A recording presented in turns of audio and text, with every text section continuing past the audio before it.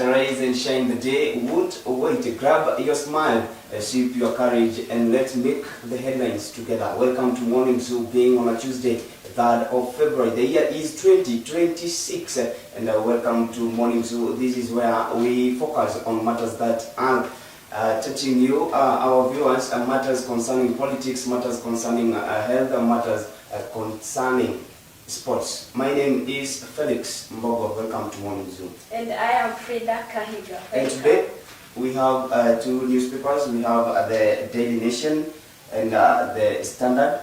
And I got the Standard. And on the Standard, the headline says the one-term plan. What about the Daily Nation? On the Daily Nation, how shillings 1 trillion body debt will hit you. Alright, follow us on social media platforms: Facebook, Kings TV, YouTube, Kings Fraternity, TikTok, Kings TV _13. as we dive deep and know what is in the newspaper. Starting with the Standard, the one-term plan. I can see the photo of Rigathi Gachagua, the former deputy president and the former president of Kenya, His Excellency Uhuru Kenyatta. And on the Standard, they're saying fresh details have emerged on how former Nigerian President Olusegun Obasanjo is brokering a truce between ex-president Uhuru Kenyatta and former deputy president Rigathi Gachagua to forge a united opposition against President William Ruto in 2027. Multiple sources says the plan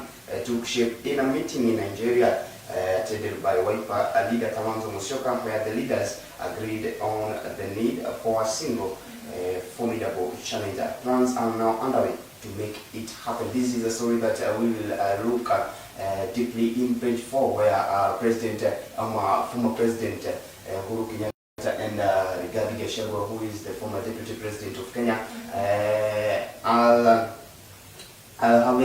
or they are suspected to be having meetings in Nigeria with the former Nigerian President Olusegun on how they will make a strong opposition to make sure that President William Ruto is a one-term president.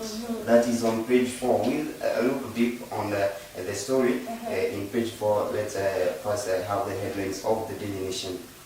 On the Daily Nation, it is said that the government projects to borrow 1 trillion from the local market, which is nearly the entire 1.1 trillion Kenya shillings budget deficits for the 2026-2027 financial year.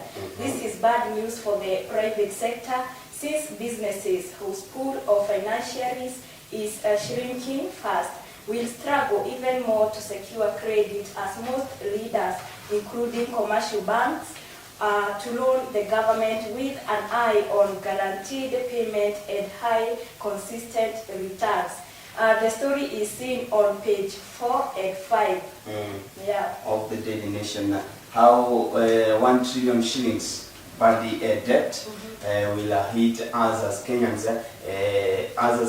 This is a debt that the government is wanting. The government wants to have debt, but the debt will hit us at large as a nation, will hit us at large as Kenyans, because the more the debt, the more the taxes increase. That is on page 4 and 5 on the Daily Nation. Let's go direct to page 4 on the Standard. And opposition unity, Obasanjo meets Uhuru and Kalonzo. The former Nigerian president is urging for a meeting between Uhuru and Gachagua to build a united opposition. He said to have met Uhuru and Wiper leader Kalonzo Musyoka on 31st December last year in Nigeria. That's why I had told you that the former president Uhuru Muigai Kenyatta had a meeting with the former president of Nigeria, Obasanjo, and the meeting also included Kalonzo Musyoka. It was on 31st December, where they are having a meeting to make sure that they make President William Ruto a one-term president. Obasanjo, I don't know why he's from Nigeria, but he is into Kenya's politics, and I want His Excellency President Ruto to become a term president. I don't know why. And Obasanjo, Uhuru, and Kalonzo agreed that the meeting between Uhuru and Gachagua will put the rest perception that they are not together in the opposition. So, coming days, we are about to see that former president and former deputy president regarding Gachagua having a meeting and maybe a handshake. And we'll wait and see how things will turn out, because we are here and we are waiting. On the Daily Nation, concerning on how shillings 1 trillion new loans will hit EU small businesses, it is said that the government's projected 1 trillion Kenya shillings borrowing from the local market in the 2026-2027 financial year is a bad news for the private sector, as small businesses and ordinary borrowers will struggle to secure a credit. This is because leaders, including commercial banks, will opt to loan to the government, which seeks to plug 1.1 trillion Kenya shillings budget gap, given guaranteed repayment and high consistent returns. That is a story that will make us as Kenyans suffer a lot, because 1 trillion shillings is not a small amount of money, because it's a huge amount of money. And as Kenyans, at the same time, we are the government is taking tax from the Kenyans, and having another debt will make the Kenyans increase the taxes, will make the government increase the taxes on Kenyans. So that is a story that will affect all of us, and most probably those having small businesses, the mama bogas, the boda riders. Yes, those small sellers they are outside there. This is a loan or a debt that will hit us at large as Kenyans and as local business owners. Yes, that's the story in the Daily Nation, and you will find it on page 4 and 5. And page 5. On page 3 on the Standard, city commuters are stranded amid Matatu disputes. Thousands of commuters across Nairobi were stranded yesterday morning after a section of Matatu operators stayed off the roads, disputed public transport in several estates and parts of Central Business District CBD. We experienced that yesterday there was a lot of commotions of cars in Nairobi and CBD. Where most of some of the commuters didn't have the access to the matatus, because there was no matatus going. And they suffer a lot. And they suffered a lot because they said that they are not working today because they want to be listened, and they made sure that some of the matatus did not have worked yesterday. Some of the matatus did not work yesterday, and the Standard says that from non-normal business estates such as Kayole, Umoja, Githurai, Kasarani, and Rongai experienced long queues as passengers waited for matatus that failed to operate in hours. In CBD, major bus terminal were largely quiet at daybreak, a sharp contrast to the usual weekday chaos of honking vehicles, troubleshooting destination, and bumpers to bumper traffic. That was yesterday, and we hope that today the roads are normal and the matatus are back to business, the buses are back to business as usual. So that is on page 3. And the story is still on the Daily Nation, where it is said that the state used over chaotic boda lane amid matatu strike. A lawyer has used the government over the failure to regulate commercial motorcycle operations, which he says has led to widespread road carnage, more violence, sexual assaults, and destruction of property across the country. The petition cites an apparent link between the state's inaction and the continued violations by boda operators, including rising cases of the touching of vehicles, especially of motorists involved in accidents with the riders. It is seen on page 3 of the Daily Nation. And they are saying that the government has failed to stop the touching vehicles and assault on drivers after road accidents, you say, and also the traffic police who are making sure that these drivers and makangas suffer a lot, because when you pass a traffic police, it's a must. You give out some shillings, it's a must. Corruption is all over, and they are saying it's making their business. They are making losses each day, day in, day out. On page 3 of the daily of the Standard. And on page 2, state moves to avoid clashes as migrant herders were into Isiolo. The state has stepped up security and peace building efforts in Isiolo County amid fear of clashes between host communities and migrant herders seeking pasture and water during the ongoing drought. The move follows intelligence reports warning of a possible outbreak of violence between herders from Isiolo and those migrants from the northeastern counties of Wajir and Garissa. Tension remains high in Multisaba, where at least 13 people were killed last year. A multi-agency security team has since been deployed. Now this is in Isiolo County, where I say a lot of animals dead because of a severe drought in northern Kenya. That is in northern Kenya, Isiolo County. A lot of animals are dead because of a severe drought, and 13 people were killed last year because of the drought, because some of them are moving from other counties. They are migrants. They are moving from other counties to Isiolo County to search for pasture and the water, but then when they reach in Isiolo County, they are pronounced dead because there is no food, there is no water, and you see the animals, even the animals are dying.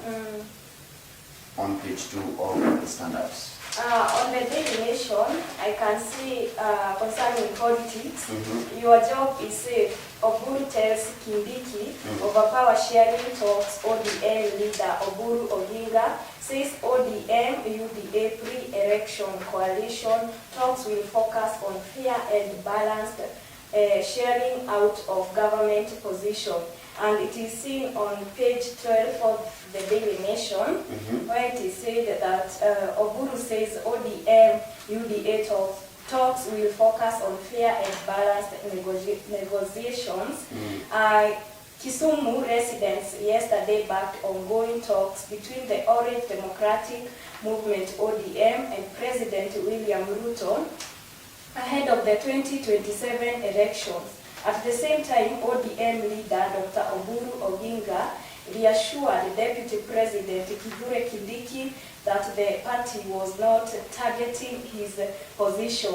Dr. Oginga said the ODM as a national party aims to secure a fair share of opportunities for its members and supporters rather than seek specific offices. It is on page 12 of the Daily Nation. And Oburu Odinga has assured Kithure Kindiki that his seat is safe, even when we are heading the general election in 2027. But we wait and see, because politics, we say, it's a dirty game, and we can come across the 2027, but then at the last minute, Kithure Kindiki maybe, or as he said, the seat is secured.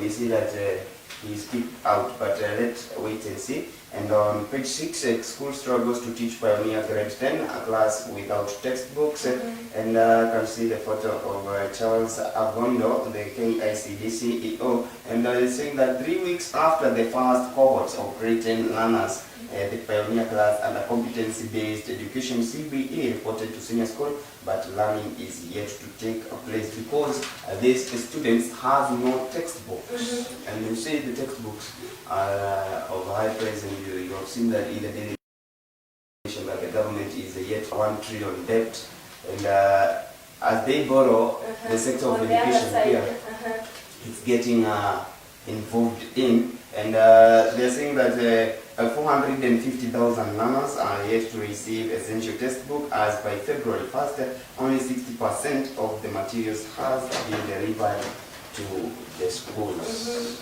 And it is said that they have not been learning because of the lack of textbooks. They are not learning, and only 60% of the textbook have reached a school, leaving more than 450 learners without essential materials. KCB data shows that 82% of the textbook had been printed, with 57.8% distributed by January 30th. Northern Eastern region 35%, while Nairobi leads at 71%. Let's see if the government will work on the textbooks and make sure that our learners are having a proper education, because education is said to be the key to success. Yes. The story is still on the Daily Nation, where it is said that CBE, the bold dream that turned into a nightmare. When the government unveiled the new education curriculum, it was billed as a bold departure from rote learning to a learner-centered revolution to nature, skills, creativity, and critical thinking. An aid to the high-stakes, exam-oriented 844 regime until cracks emerged. It is seen on the Daily Nation. When the government introduced the competency-based curriculum, CBC, it was hailed as a shift from rote learning to a learner-centered model aimed at fostering skills, creativity, and critical thinking. The vision was ambitious to replace the examination-focused 844 system with the competency-based education CBE that prioritizes talent, self-reliance, and critical thinking. For the 1.13 million pioneer learners who recently joined senior schools in grade 10, however, the promises has flattered on multiple fronts. And we'll wait and see, because I think the government should work on that. Our students, our learners need to have the textbooks for them to make sure that they have a good, they have a proper education. And on page 8, the stakeholders want SHA payment list made public for transparency.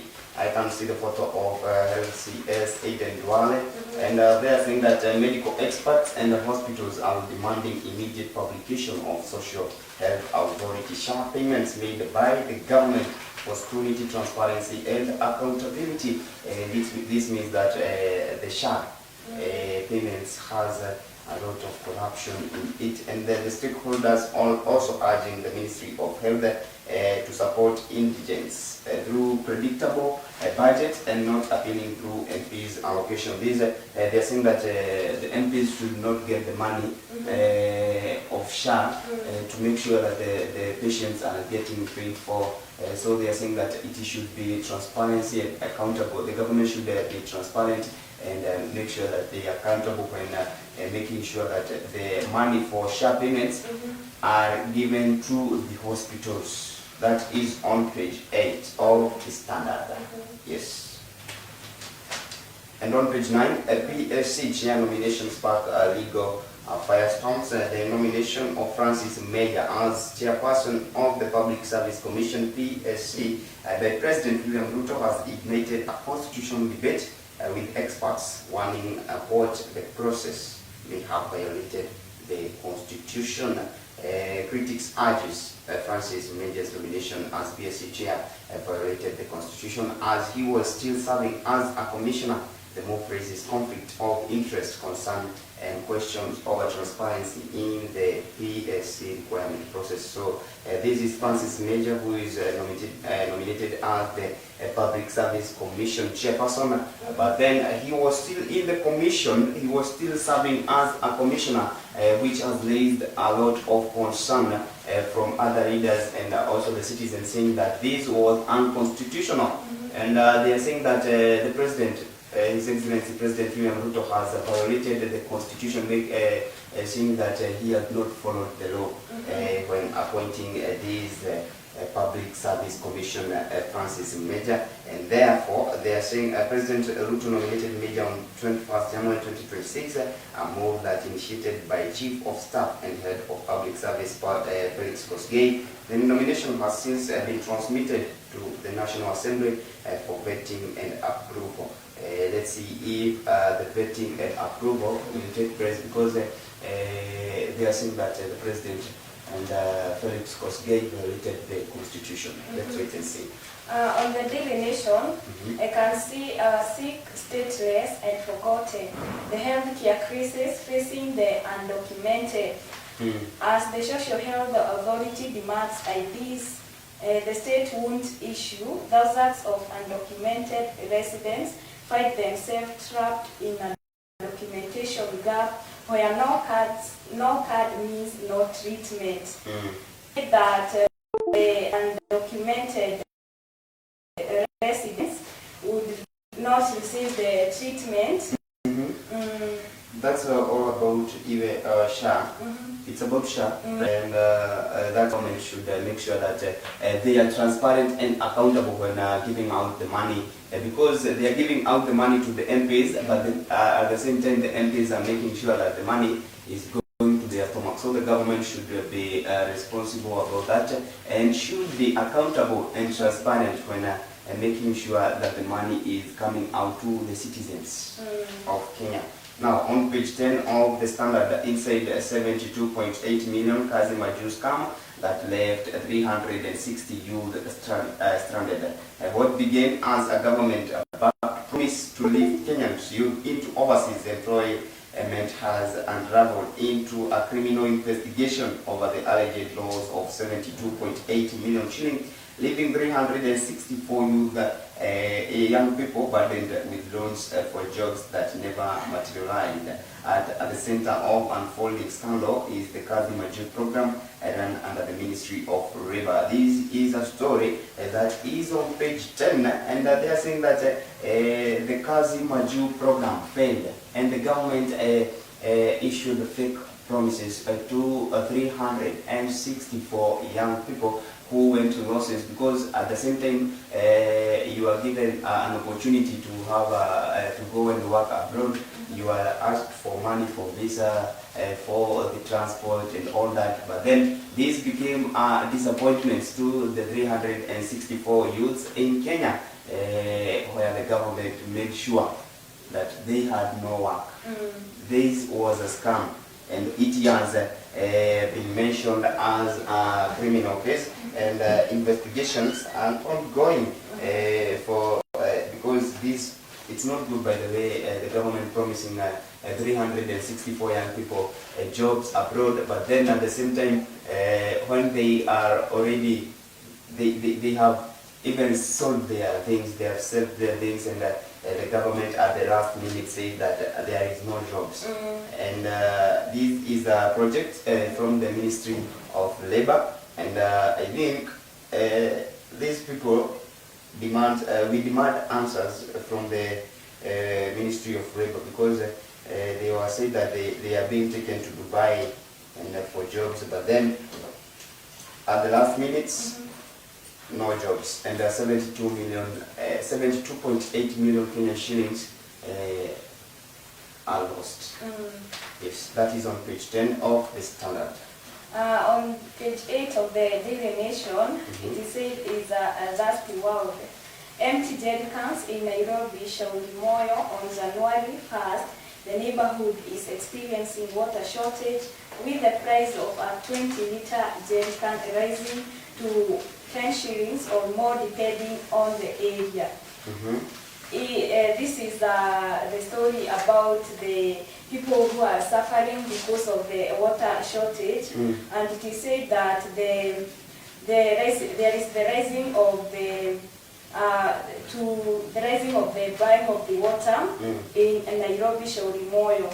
All right, that is on page 8 of the Daily Nation. Page 8 of the Daily Nation, because the time is not with us. Let's jump on page 27. It's business. And the used car imports phase caps as proposed law nears adoption. The government is seeing through public participation and feedback on the National Automotive Bill 2025, with the document expected to come into effect by June this year. The bill, whose purpose is to encourage purchase of locally manufactured vehicles, will impact put restriction on importation of second-hand automobiles and provide modalities on the end of a life cycle of a car. As such, the government foresees these will grow the industry, hence creating more jobs through parts value chain. At the same time, the government is failing. At the same time, the government is doing some work. I can say the Cabinet Secretary of Investment, Trade and Industry, Ricky Nyanjui, saying that the bill seeks to limit second-hand vehicles imports to grow local assembly and jobs. This will provide jobs for the citizens of Kenya, for the young youths in Kenya, and yeah, this will provide the jobs, and we'll make sure that the second-hand cars has the documents expected to have. That is on page 27 of the standards. And on the sports, Arsenal can now win the EPL title with one eye closed. I can see the photo of Manchester City boss Pep Guardiola there. And they're saying Pep Guardiola insisted Manchester City will keep fighting for the Premier League title despite blowing a 2-goal lead in the damaging 2-2 draw at Tottenham on Sunday. So we wait and see. This is EPL. And they're saying Arsenal can now win EPL title with one eye closed, following the draw of Manchester City against Tottenham on Sunday. That is on page 40 of the Standard. And on page 39, be aware of more Kariobangi Sharks attack.